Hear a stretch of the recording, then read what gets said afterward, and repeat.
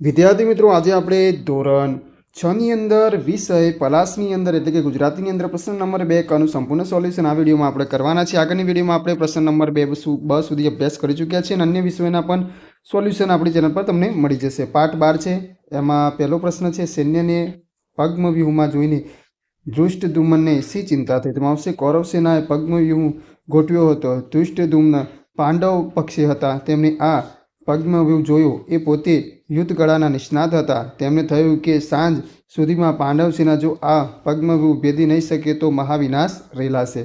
એના પછી બીજું છે, છાતી સરસો ચાંપી યુધિષ્ઠિરે અભિમન્યુને શું કહ્યું? તેમાં આવશે અભિમન્યુએ છાતી સરસો ચાંપી યુધિષ્ઠિરને કહ્યું, બેટા, અમે જ તને બોલાવ્યો છે। દ્રોણે પદ્મવ્યૂહની રચના કરી છે, તેને ભેદવાની શક્તિ અને આવડત શ્રી કૃષ્ણ, અર્જુન અને પદ્મવ્યૂહ સિવાય કોઈનામાં હોય તો તે તારામાં છે।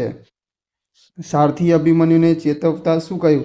સારથી અભિમન્યુને ચેતવતા કહ્યું, કુમાર દ્રોણને હું જાણું છું, તે નિયમ વિરુદ્ધ યુદ્ધ કરશે। આપે આપના પિતાશ્રીની આજ્ઞા લીધી હોત તો સારું હતું। એના પછી પાઠ 13 છે, એમાં છે, લેખકને આજની થતાં ડાક્ટરે શી સલાહ આપી હતી? તેમાં આવશે લેખકને આજની થતાં ડાક્ટરે તેમને સલાહ આપી કે એના ઉપર કાંઈ લગાડવાની જરૂર નથી। આંજણી પાકે એટલે મારી પાસે આવજો, હું તેને નસ્તરથી ફોડી નાખીશ। જો આંજણીને કારણે બહુ પીડા થાય તો શેક કરજો। એના પછી આગળ છે બીજો પ્રશ્ન, ગોળ વેચનાર વેપારીએ લેખકને આંજણીનો ઉપાય બતાવતા શું કહ્યું? તો શેઠજી, અમારા લોકો તો આવી આંજણી થઈ હોય તો તેના ઉપર ગોળનો ચપકો દઈ દે। છરીના પાના ઉપર ગોળ મૂકી તેને ગરમ કરી લગાવી દેવો। ડાક્ટરે શું કર્યું જેથી લેખકને આંજણીમાં આરામ લાગવા માંડ્યો? તેમાં આવશે ડાક્ટરે લેખકે ચોપડેલી દવાઓના ડુંગરને કોતરી અંદરથી આંજણીને કાઢી તેના પર નસ્તર મૂક્યો, જેથી બગાડ નીકળી જતાની સાથે જ લેખકને આંજણીમાં આરામ લાગવા માંડ્યો। પાઠ 15 છે, એમાં છે પહેલો પ્રશ્ન, આનંદીએ 2 રૂપિયાની વાત કોને ન કરી?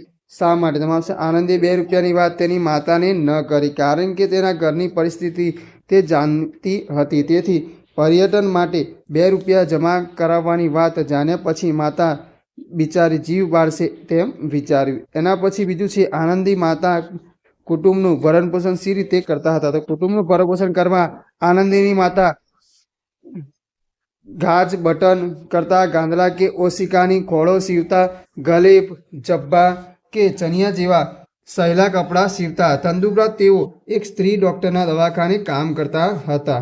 ત્રીજું છે, આનંદીએ પર્યટનમાં ન જઈ શકવાના કારણે નિરાશ થયેલા જીવને કેવી રીતે હૌસલાવ્યો?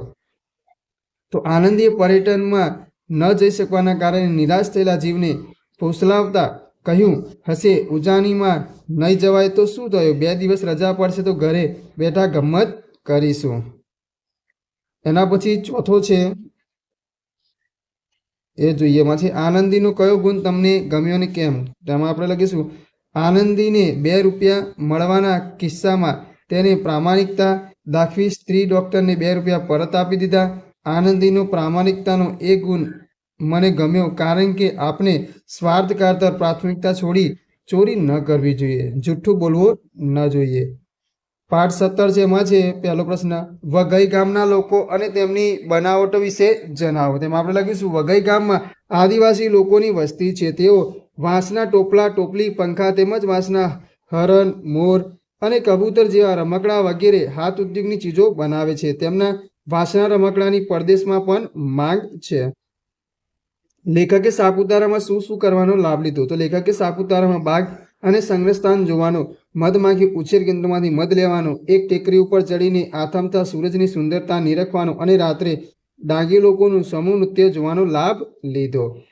તો વિદ્યાર્થી મિત્રો, આગળના વિડીયોમાં આપણે નવા પ્રશ્નો સાથે ફરીથી મળીશું।